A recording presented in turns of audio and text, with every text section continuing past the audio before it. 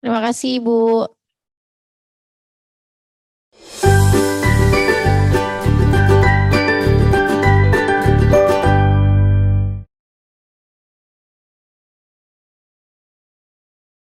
Baik, selanjutnya kita akan masuk ke cabang lomba pantomim yang akan disampaikan oleh Bapak Bapak Pungkas Banon, SSN dari Septian Dwi Cahyo Studio. Kepada Bapak Banon kami persilakan.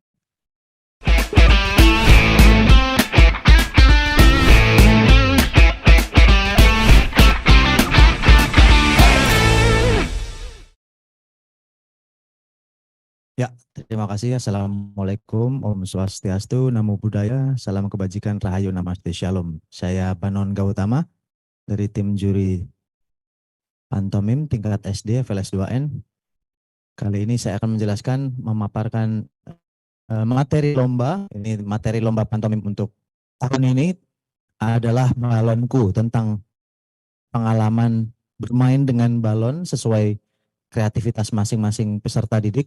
Ini tentu saja tidak memakai properti ya, jadi imajinatif atau imajiner gitu, dan silahkan dikembangkan sesuai kreativitasnya. Bisa kayak mind mapping gitu ya, hubungannya balon dengan permainan atau kejadian sehari-hari di lingkup anak-anak gitu ya. Materi pantomim ditampilkan berakar pada budaya bangsa Indonesia, tidak menyinggung paras seperti ya, tertulis. C. Peserta wajib menyerahkan sinopsis, menyertakannya dalam bentuk dokumen PDF saat registrasi dengan mencantumkan yang tertulis berikut: judul pantomim, sinopsis, SD atau sederajat, nama peserta, provinsi, kabupaten, kota, sekolah, dan sinopsis. Ya, next Mas. Pelaksanaan di tingkat nasional terdiri dari 2 tahap, babak semifinal, daring, diikuti oleh semua peserta dari 38 provinsi. Ketentuannya mengirimkan video karya, video format dalam bentuk MP4, materi video harus jelas dan terang, ekspresi dan gerak tubuh peserta didik dapat terlihat. Materi video lomba wajib sesuai dengan tema. Nah, ini ada pengenalan kelompok, harus juga terdengar dengan jelas. Durasi video lomba kurang lebih 6 menit, sudah termasuk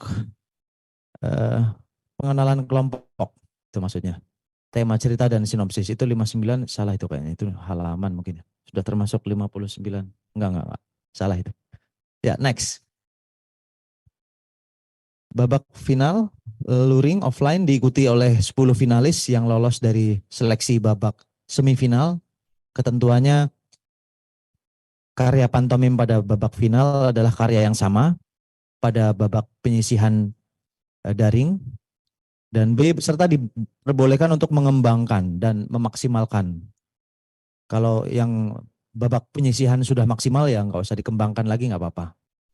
C, durasi penampilan kurang lebih 8 menit, sudah termasuk pengenalan kelompok dan penjelasan tema karya. Ini memang ini ya, durasi tidak mempengaruhi penilaian, ini selalu ada pertanyaan, tapi yang daring semifinal juga sama, tidak mempengaruhi penilaian. Yang kita nilai itu ya, pokoknya unsur-unsur yang seperti kekompakan, penghayatan begitu. Kalau durasi itu seperti olahraga, ini tidak pasti memang, tapi ya tidak terlalu berlebihan dan tidak terlalu kekurangan, tidak juga 1 menit atau 1 detik gitu, tapi juga tidak sampai 30 menit gitu ya. Ya seperti itu. Menyerahkan sinopsis cerita dan musik dalam bentuk flash disk atau digital kepada panitia sebelum lomba. Serta wajib menggunakan pakaian yang mempunyai unsur adat daerah masing-masing. Penampilan peserta sesuai dengan nomor urut undian, kostum dan makeup disiapkan oleh peserta. Tidak boleh menggunakan properti, peserta wajib mengikuti tahap aksi dan reaksi bersama Dewan Juri. Ini Dewan Juri nanti akan bermain bersama improvisasi atau spontanitas bersama dadakan ya, bersama para peserta gitu ya. Orientasi pentas dipergunakan untuk mengenal dan menguasai panggung pementasan. Oke, next Mas. Ini aspek penilaiannya, konsep, kreativitas, daya imajinasi sama kayak yang di SMP juga ya, kesesuaian tema 20%, gerak, teknik tubuh, kelenturan, harmonisasi, kekompakan gitu ya, chemistry gitu ya, antara dua peserta ini 30%, ekspresi, mimik wajah, penjiwaan, penghayatan 30%, wawasan, sikap dan penampilan, kostum serta tata rias wajah. Ini juga kita harus bedakan sama badut ya. Nanti tinggal ada referensi makeup atau kostum di website internet misalkan, jadi jangan berlebihan gitu maksudnya. Kekompakan ini bersama juga ya. Ilmu pengetahuan soal wawasan tentang pantomim gitu ya, 20% total 100%. Terima kasih.